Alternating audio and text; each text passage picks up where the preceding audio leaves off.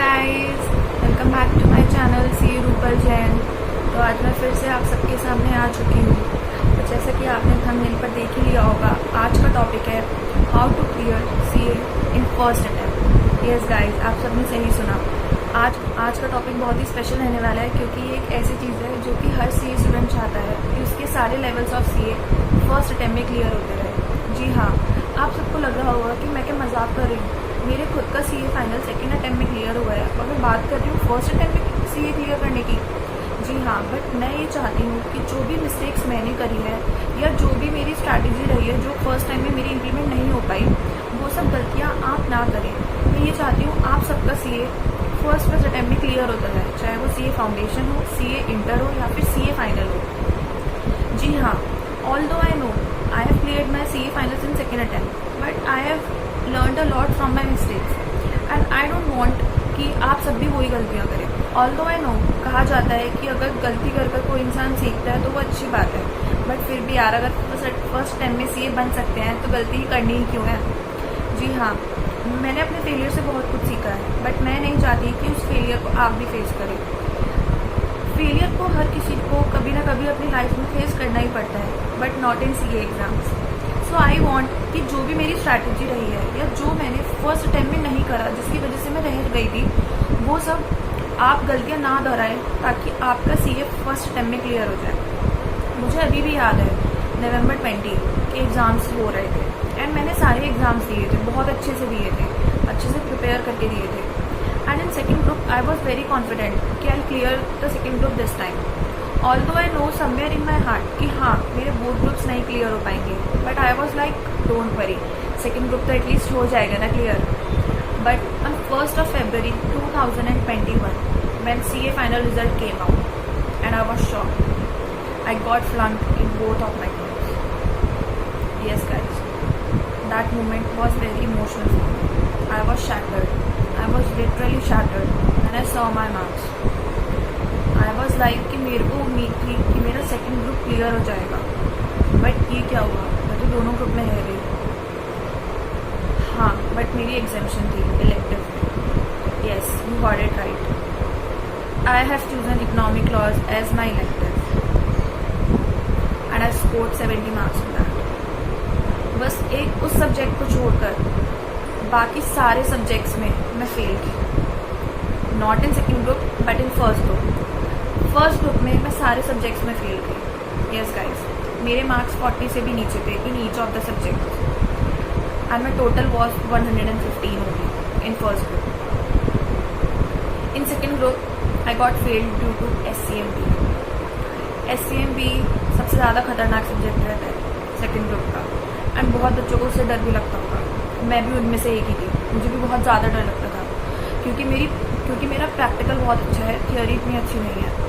Theory में IPCC में भी थियोरी ने मुझे बहुत ज़्यादा रुलाया है और फाइनल में भी।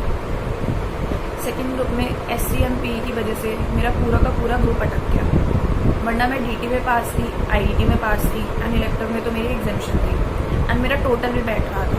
अगर मैं SCMP में पास हो जाती तो मेरा सेकेंड ग्रुप नवंबर 20 में ही क्लियर हो जाता। बट वो कहते हैं ना कि जो होता है अच्छे के लिए होता है, और जो भी कुछ होता है उसके पीछे कोई ना कोई अच्छाई ज़रूर होती है। जी हाँ, ये बात हमें उस टाइम पता नहीं चलती जब हमारे साथ कुछ हो रहा होता है, ये बात हमें बाद में जाकर समझ आती है कि उस टाइम जो हुआ था वो सही हुआ था। और ये बात मुझे अब समझ आई 13 सितंबर 2021, जब फिर से मैंने एग्ज़ाम दिए थे अपने जुलाई 21 के। उसके बाद जब उसका रिज़ल्ट आया, उस दिन मुझे ये बात पता चली कि जो होता है अच्छे के लिए होता है। जी हाँ, उस दिन मुझे समझ आया कि अगर मैं उस टाइम सेकंड ग्रुप में फेल ना हुई होती तो आज क्या मैं बोथ ग्रुप्स क्लियर कर पाती, कि ये खुशी मुझे मिल पाती जो आज मुझे बोथ ग्रुप्स क्लियर करने में मिली है। क्या आज मैं इतना खुश हो पाती जो खुशी मुझे अब मिली है, क्या ये सब हो पाता? नहीं हो पाता गाइज, नहीं हो पाता। अगर नवंबर 20 में मेरा सेकंड ग्रुप निकल जाता तो आज जो खुशी मिली है बोथ ग्रुप्स क्लियर होने की, वो खुशी मुझे नहीं मिल पाती। जी हाँ, बोथ ग्रुप्स क्लियर करना अपने आप में एक बहुत बड़ी बात मानी जाती है। मैं ये नहीं कह रही कि मैंने बोथ ग्रुप्स क्लियर करे तो मैं कोई 30 मार्क खाऊंगी। बहुत बच्चों ने बोथ ग्रुप्स क्लियर करे, इनफैक्ट बहुत बच्चे तो रैंक लेकर आए हैं, मैं तो उनके सामने कुछ भी नहीं हूँ। बट स्टिल मैंने क्लियर कर, मैं अपने फेलियर से कैसे लड़ी और मैंने उस फेलियर को सक्सेस में कैसे बदला वो मैं जानती हूँ। जिन बच्चों का फर्स्ट अटेम्प्ट में क्लियर हुआ है वो बहुत अच्छी बात है, ये नहीं कह रही कि बुरी बात है। फर्स्ट अटेम्प्ट में क्लियर करना तो एक बहुत बड़ी अचीवमेंट होती है। बट जिनका सेकेंड या थर्ड अटेम्प्ट में क्लियर हुआ है या उसके बाद क्लियर हुआ है, वो बच्चे एक प्रोसेस से होकर गुजरे हैं। उन्होंने स्ट्रगल फेस करा है अपनी लाइफ में, प्लस उन्हें पता है कि फेलियर क्या होता है और फेलियर के बाद जब सक्सेस आता है तो उसकी कीमत क्या होती है। मैं ये नहीं कह रही कि जो फर्स्ट अटेम्प्ट में क्लियर हो गए उन्हें नहीं पता कि सक्सेस की कीमत क्या है। वो फर्स्ट अटेम्प्ट में क्लियर हुए हैं, वो तभी क्लियर हुए हैं क्योंकि उनमें एक अलग ही डिटर्मिनेशन, अलग ही पैशन था, जिसकी वजह से उन्होंने फर्स्ट अटेम्प्ट में अपना सब कुछ क्लियर कर लिया। बट जिनका सेकंड या थर्ड या फोर्थ या उसके बाद क्लियर हुआ है गाइज, वो भी सीए बने हैं, वो भी अपने सारे फेलियर्स को फेस करके ही सीए बने हैं। तो both are equally important. Also मैं ये भी बोलना चाहूँगी कि सीए में सिर्फ हार्ड वर्क ही नहीं चाहिए, हार्ड वर्क के साथ साथ आपको स्मार्ट वर्कर भी होना चाहिए। ये नहीं कि बस पूरा दिन आप बुक्स खोल कर बैठे हुए हैं, बुक्स में ही लगे पड़े हैं, पूरा दिन बस रटे जा रहे हैं, बट उसका कुछ आउटपुट नहीं निकल रहा है, उसका कोई रिजल्ट नहीं निकल रहा है। आप जो भी कुछ पढ़ रहे हैं उसको अपने रिजल्ट में कन्वर्ट करिए, उससे देखिए कि आप कौन सी स्टेज तक पहुँचे हैं और आपने अब तक कितना अचीव कर लिया है। मैंने अपने फेलियर से बहुत कुछ सीखा। मैं जब फर्स्ट टाइम फेल हुई थी, मैं बुरी तरह हार चुकी थी। मुझे ऐसा लगा था कि मैं कैसे फेल हो सकती हूँ। जी हाँ, हर किसी को लगता है जब भी वो फेल होता है, ऊपर से अगर वो स्कूल से ही ब्राइट स्टूडेंट रहा हो तो बहुत ज़्यादा। आई एम वन ऑफ दो स्टूडेंट जो स्कूल से ही बहुत ज़्यादा ब्राइट रही है। एंड सीपीटी भी मेरा फर्स्ट अटेम्प्ट में क्लियर हो गया था, आईपीसीसी भी फर्स्ट ग्रुप मेरा फर्स्ट अटेम्प्ट में क्लियर हो गया था एंड सेकेंड ग्रुप मेरा सेकेंड अटेम्प्ट में हुआ था। एंड उसके बाद फाइनल्स में भी मेरा सेकेंड अटेम्प्ट में सीए फाइनल क्लियर हुआ। ऑल्दो आई नो कि मैं फर्स्ट अटेम्प्ट में कर सकती थी, but there were some circumstances और सिचुएशन जिसकी वजह से मेरा क्लियर नहीं हुआ। मैं कोई एक्सक्यूज़ नहीं दे रही हूँ, या मैं ये नहीं बोल रही हूँ कि जो भी कोई फेल होता है उसे कोई एक्सक्यूज़ देना चाहिए। इनफैक्ट उसे अपनी गलती पता करनी चाहिए कि वो कहाँ गलत रहा है और उसने क्या ऐसा नहीं करा फर्स्ट अटेम्प्ट में जिसकी वजह से वो रह गया, बट वो चीज़ करने से अगली बार वो पास हो गया। जी हाँ, मैंने ये बहुत बड़ी चीज़ एक नोटिस करी अपने रिजल्ट को फेलियर से सक्सेस में बदलने के लिए, कि जो चीज़ मैंने फर्स्ट अटेम्प्ट में नहीं करी थी और उस चीज़ को चेंज करने से सेकेंड अटेम्प्ट में मेरे बोथ ग्रुप्स क्लियर हो गए। आप खुद सोचिए, अभी जैसा कि मैंने आपको बताया था कि मेरे नवंबर 20 में फर्स्ट ग्रुप में का जो टोटल था 115 बैठा था, एंड उस टोटल को मैंने इस बार पास में कैसे बदला है, जस्ट डबल। आप इमेजिन भी नहीं कर सकते, इस बार मेरा फर्स्ट ग्रुप का टोटल लास्ट टाइम का जस्ट डबल है। जी हाँ, अब आप गेस करिए कि मेरा टोटल इस बार का कितना रहा होगा फर्स्ट ग्रुप का। एंड कमेंट सेक्शन में मुझे कमेंट करके बताइए। एंड कमेंट करने के लिए प्लीज़ गाइज मेरे चैनल को सब्सक्राइब कर लीजिए इसी तरह का मोटिवेशन एंड और वीडियोस लाने के लिए, क्योंकि मैं दिल से चाहती हूँ कि जो गलतियाँ मेरे से हुई हैं वो और कोई भी रिपीट ना करे। मैं जानती हूँ इस बार बहुत बच्चे होंगे जिन्होंने जुलाई 21 में अपने पेपर दिए होंगे, चाहे वो फाउंडेशन हो, इंटर हो या फाइनल हो, एंड रिजल्ट आने के बाद उन्हें पता चला होगा कि उनका क्लियर नहीं हुआ है। या जिन्होंने नवंबर में दिए होंगे उन्होंने इस बार फिर दिए होंगे, फिर क्लियर नहीं हुआ, बट कुछ लोगों का इस बार क्लियर हो गया। तो उनमें और आप में क्या डिफरेंस रहा, ऐसी क्या चीज़ है जो आपने नहीं करी एंड उन्होंने कर ली। मैं ये नहीं कह रही कि वो कुछ एक्स्ट्रा ऑर्डिनरी है या उन्होंने कुछ अलग करा है, सब सेम ही चीज़ पढ़ते हैं, सबकी बुक सेम होती है, सबका सिलेबस सेम होता है, बट फिर भी कुछ लोग पास क्यों हो जाते हैं और कुछ लोग रह जाते हैं। We all know that ICA maintains result somewhere, we all know this fact. But guys, अगर जितनी भी पास परसेंटेज ICA निकालता है या जितने भी लोग पास होते हैं, तो ऐसा क्यों नहीं है कि आप उनमें आए।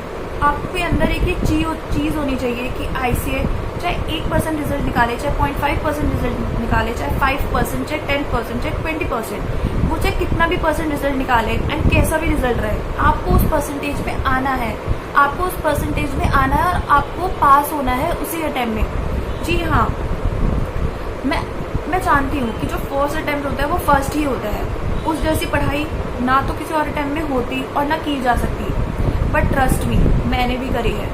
थोड़ी सी बस अपनी डायरेक्शन और स्ट्रैटेजी चेंज कर लीजिए, आप रिजल्ट्स खुद ब खुद देखेंगे।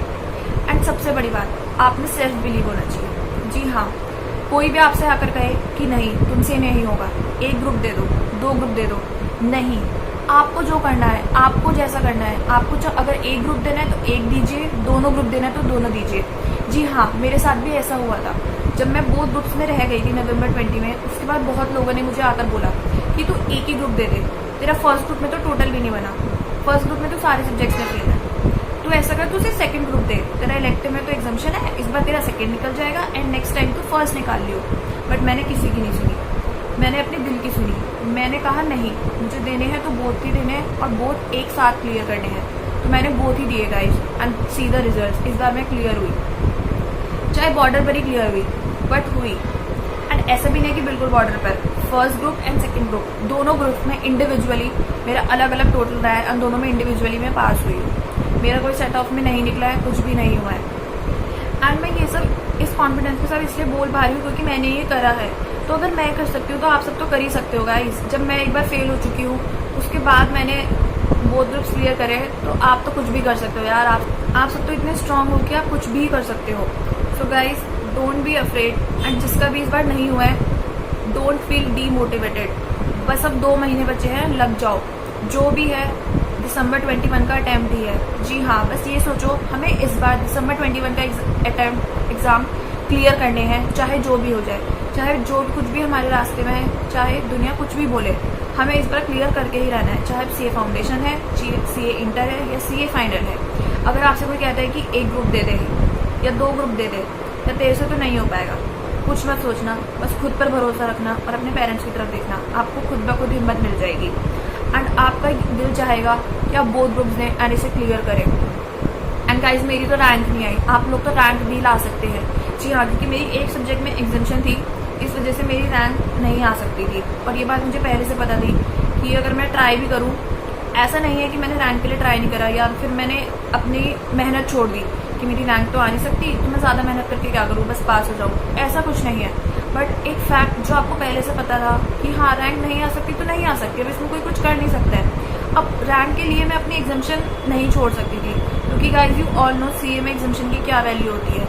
एक आपका ग्रुप एग्जाम्शन से निकल भी सकता है और आप उस ग्रुप में रह भी सकते हैं। तो रैंक से ज़्यादा मुझे अपने सीए क्लियर करना ज़्यादा ज़रूरी था, जिस वजह से मैंने अपनी एग्जाम्शन नहीं छोड़ी। तो आप लोग तो रैंक के लिए प्रिपेयर कर सकते हैं। जिसके इस बार एक भी ग्रुप नहीं हुआ, वो ये सोचो कि मुझे नेक्स्ट अटेम्प्ट में दिसंबर 21 अटेम्प्ट में अपनी रैंक लानी है, जिससे कि आप रैंक भी ले आओ प्लस आप सीए भी बन जाओ, तो आपके पास डबल खुशी होगी।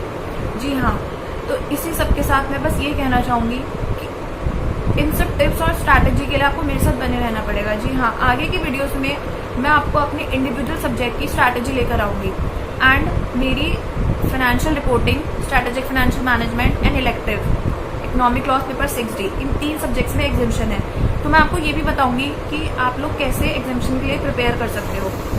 जी हाँ, तो मैं आपको इंडिविजुअली सारे सब्जेक्ट की स्ट्रैटेजी एंड सारी टिप्स बताती हुई चलूंगी एंड साथ के साथ उसके लिए आपको मेरे चैनल को सब्सक्राइब करना पड़ेगा प्लीज़ गाइस, ताकि जो भी मेरी कोई वीडियो फ्यूचर में आए आप उसे छोड़ ना पाए या वो आपसे छूट ना जाए, ताकि जब भी मेरी वीडियो यूट्यूब पर आए आपके पास एक नोटिफिकेशन चली जाए। तो आपको उसके लिए बेल आइकन प्रेस करना पड़ेगा।